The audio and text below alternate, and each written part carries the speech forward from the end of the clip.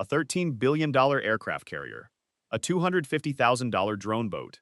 The Pentagon just admitted, in writing, that it can no longer ignore that gap. Retention. Checkpoint. 000 hook.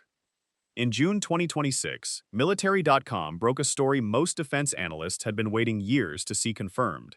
A formal Navy review has put the future of the Ford-class carrier program under serious internal scrutiny. Not canceled, not condemned, but questioned, officially, on the record, in a way the U.S. Navy's public messaging had never permitted before.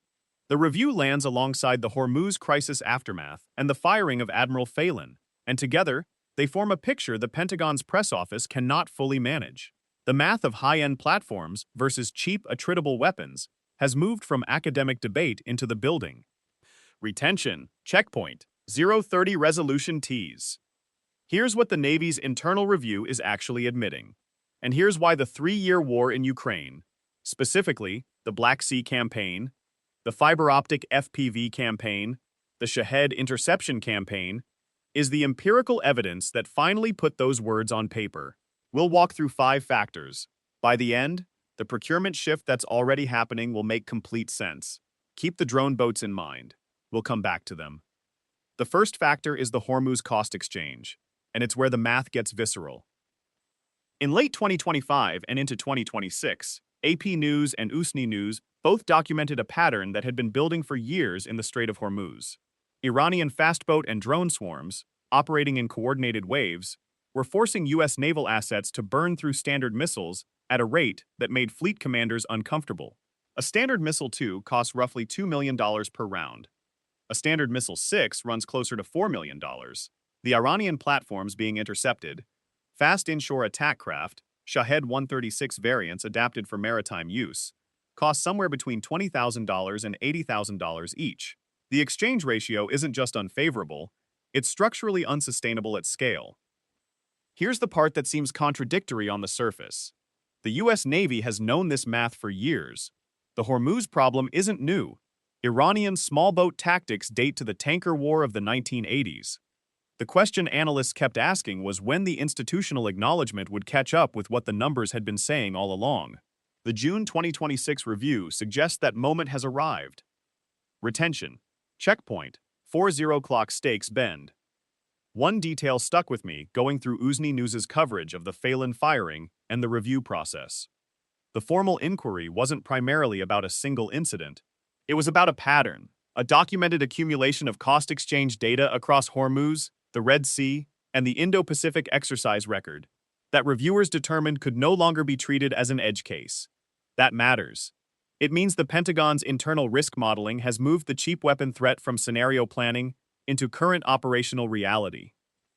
Before we get to the carrier survivability question, a reminder you're watching Fury Military. We break down this war system by system, cost by cost, every week. Subscribe so you don't miss the next one. Now, back to the Ford class. The second factor is carrier survivability, and this is where the military. Review becomes genuinely historic. The public Navy line for years, repeated at congressional hearings, in budget justifications, in every public affairs statement about the Ford-class program, has been that aircraft carriers remain the centerpiece of American power projection. 11 carrier strike groups, global reach, the ability to put fifth-generation air power anywhere on the planet within 72 hours. That argument has sustained the program through $13 billion per hull, through the Ford's notorious catapult problems, through every RAND study and CSIS report that modeled what happens to a carrier in a peer adversary missile environment. The internal reality, a formal review questioning the Ford-class future, is a confession that the centerpiece is being quietly hedged. That's not an accusation. It's what the review's existence implies. You don't commission a formal inquiry into a platform's future if the platform's future is unquestioned. The survivability question has a specific technical shape. A Ford-class CVN operating in the Western Pacific or the Persian Gulf faces a threat environment that includes China's DF-21D and DF-26 anti-ship ballistic missiles, Russia's Kinzhal, and Iranian ballistic and cruise missile combinations. The carrier's defense layers are real. SM-6, QAS, electronic warfare, the strike group's collective defense architecture. But the cost exchange works against the defender at scale. If an adversary can manufacture and launch a $1 million missile faster than a defender can manufacture and deploy a $4 million interceptor, the magazine depth problem is only a matter of time and production rate. Most people assume the carrier's air wing solves this problem, that the F-35s and electronic warfare assets make the platform survivable because they suppress the launch environment before the missiles fly. That's the theory. In practice, as CONSPA Wargames documented in public reporting through 2024 and 2025, contested A2AD environments degrade the air wing's ability to conduct those suppression missions in the opening hours of a high-end conflict. The vulnerability window is real. The review acknowledges it. The third factor is the shipbuilding bottleneck, and this one is about American industrial capacity, not just strategy. Navy Times has run extensive coverage of the domestic shipyard capacity problem. The short version: the United States currently does not have enough dry dock space, skilled labor, or supply chain throughput to accelerate naval construction at the rate the National Defense Strategy implies. The yards are at capacity. The Columbia-class submarine program, the Virginia-class production ramp, the destroyer and frigate backlogs, all competing for the same industrial base. Adding carriers to the acceleration requirement isn't just expensive, it may not be physically possible on the timeline the Pacific deterrence posture demands. This produced the lawmakers versus overseas build fight that Navy Times documented in late 2025. Some members of Congress pushed to allow allied shipyards, South Korean, Japanese, potentially Australian, to build components or hulls under license to relieve the domestic bottleneck. The Jones Act and domestic content lobbying pushed back hard. The result is a policy deadlock where the Navy's stated force structure requirements and its actual production capacity exist in different realities. Here's what this tells us about the current era of defense planning. The industrial base constraint is not a temporary problem. It is a structural consequence of 30 years of post-Cold War consolidation, during which the assumption was that the United States would never need to build a large navy quickly. That assumption is now wrong. Correcting it takes a decade minimum. And that timeline matters enormously for how the procurement shift from large platforms toward distributed, cheaper systems gets sequenced. Retention. Checkpoint. 50% mid-roll hook. The first three factors, Hormuz cost exchange, carrier survivability, shipbuilding capacity, are all about the limits of the American system. The fourth factor is about proof. Specifically, Ukraine ran the world's first controlled experiment in attritable naval warfare, and the results are now sitting in Pentagon briefing rooms. This is the factor the Navy reviewers cannot ignore. Defense Express, the Ukrainian defense analysis outlet, published data through early 2026, documenting the Black Sea Fleet's operational losses. The cumulative figure, roughly 38% of the Black Sea Fleet's pre-war combat capacity, ships, submarines, support vessels, neutralized or heavily damaged since February 2022. CSIS analysts, in public commentary covered by the Atlantic Council, described it as the first sea denial campaign won by a country with no navy. That framing is precise, and it matters. Ukraine did not have a surface fleet. Ukraine did not have submarines. Ukraine had drone boats, anti-ship missiles, and a targeting architecture built on satellite intelligence, commercial imagery, and signals intelligence, shared with Western partners. The Magura V7 is the platform that features most prominently in the documented strikes. A Magura V7 costs approximately $250,000.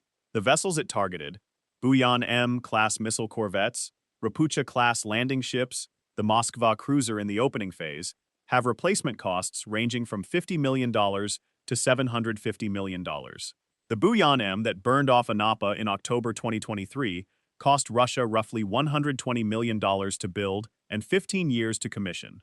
The Magura squadron that reached it cost less than $2 million combined.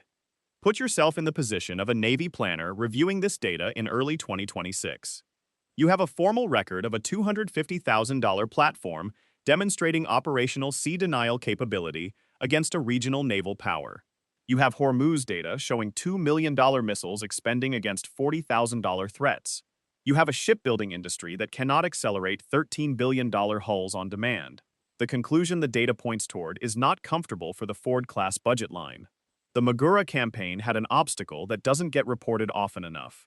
In the early months, the targeting chain was unreliable. Ukrainian drone boat operators were working with GPS data, commercial satellite imagery, and improvised communications links. Russian electronic warfare was actively attempting to spoof navigation and sever data links.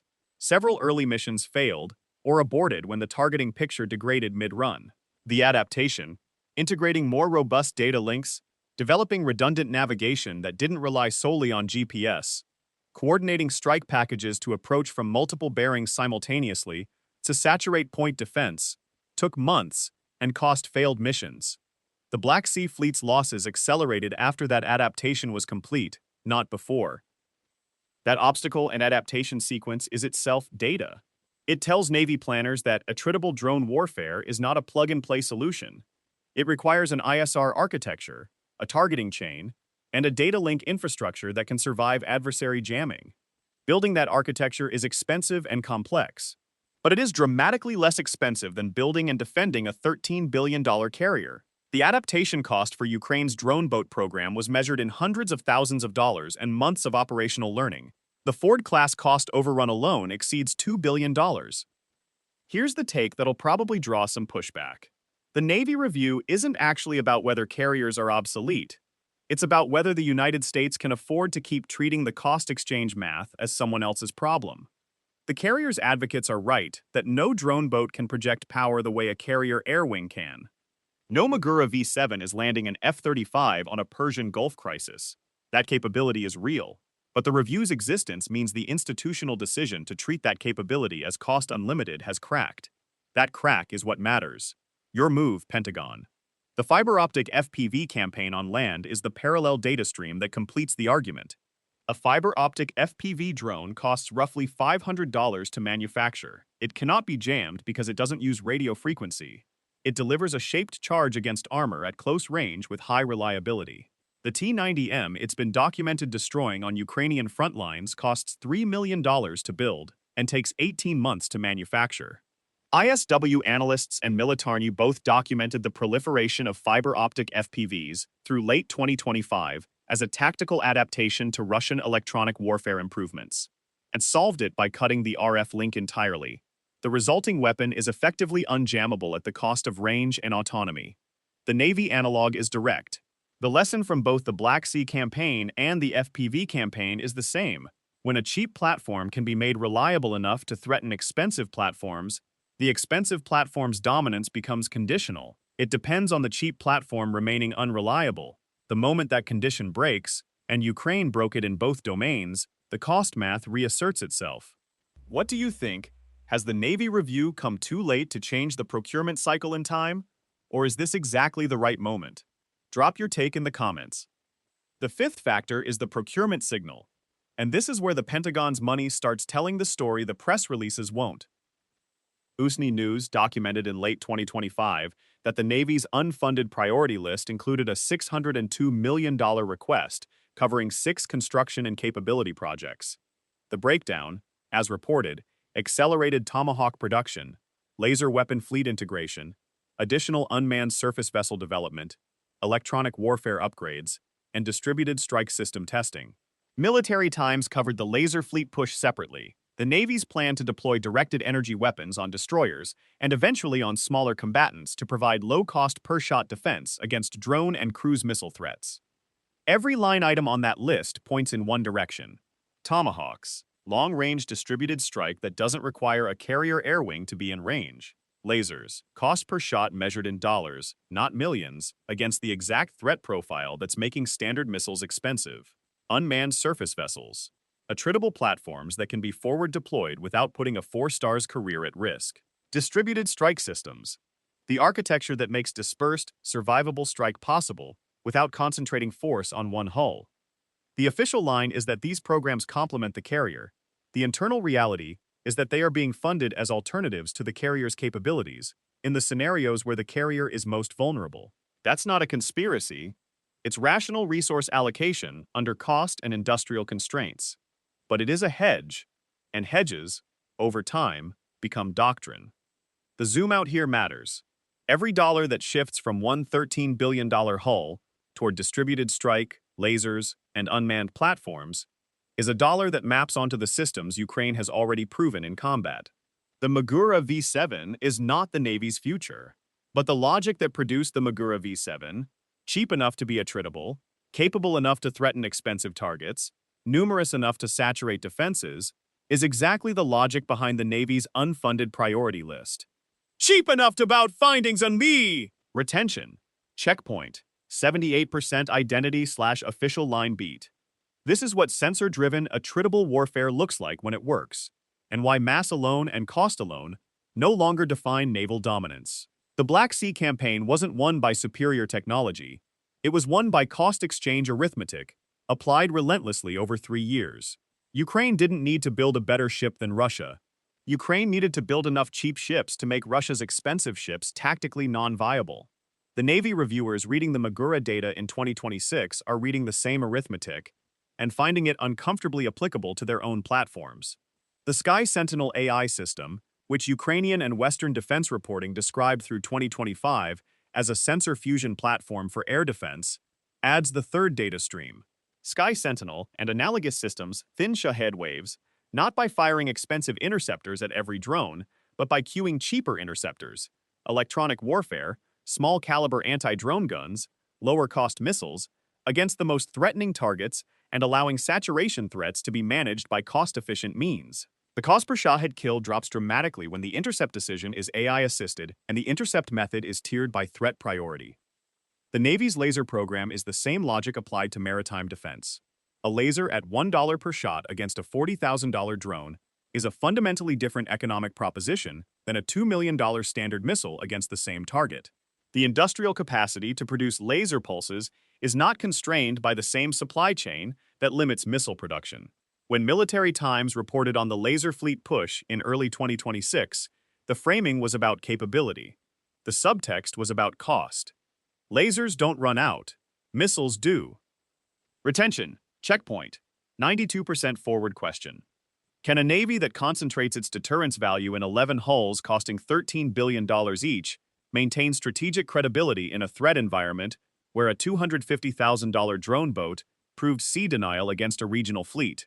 That's the question the June 2026 review is actually asking, even if the public document is more cautious than that framing suggests. The synthesis is this. The Hormuz cost exchange, documented by USNI News and AP News, established that cheap threats impose unsustainable magazine expenditure on expensive defenders. The Military.com carrier review established that the Ford-class future is formally in question inside the building. The shipbuilding bottleneck, documented by Navy Times, established that the industrial capacity to accelerate large platforms does not exist. The Black Sea campaign data, 38% Black Sea fleet losses to platforms costing under $400,000 each, per Defense Express, described by CSIS as unprecedented sea denial by a navyless state, established that the attritable model works. And the Navy's own $602 million unfunded priority list, the Tomahawk surge, and the laser fleet push all establish that the procurement shift is already underway, regardless of what the public carrier advocacy says. The visual that connects all three theaters is the same. Magura V7 wakes off Novorossiysk, a burning Buyan M off Anapa, Iranian fast boats sinking in Hormuz. The same playbook, 3 theaters, 1 lesson the Pentagon is now reading and writing. A Ford-class CVN runs approximately $13 billion. A 50-boat Magura V7 squadron costs roughly $12.5 million. That is a 1,000-to-1 cost ratio. No review, however carefully worded, can hide from that number forever. Team carriers remain essential, or team attritable distributed strike is the future. Where do you land? Comment below. And if you want us to go deeper on the distributed lethality doctrine, the full architecture of how dispersed, cheap, sensor-cued strike systems would actually replace the carrier's power projection role, comment distributed, and we'll build that video next. If this breakdown gave you the strategic picture you were looking for, subscribe to Fury Military. We do this every week, system by system, cost by cost, until the full shape of this war is visible. The point of this analysis isn't to celebrate destruction, but to understand the military and human realities behind it. Because the clearer we see modern war, the clearer the value of deterrence, stability, and a just peace becomes.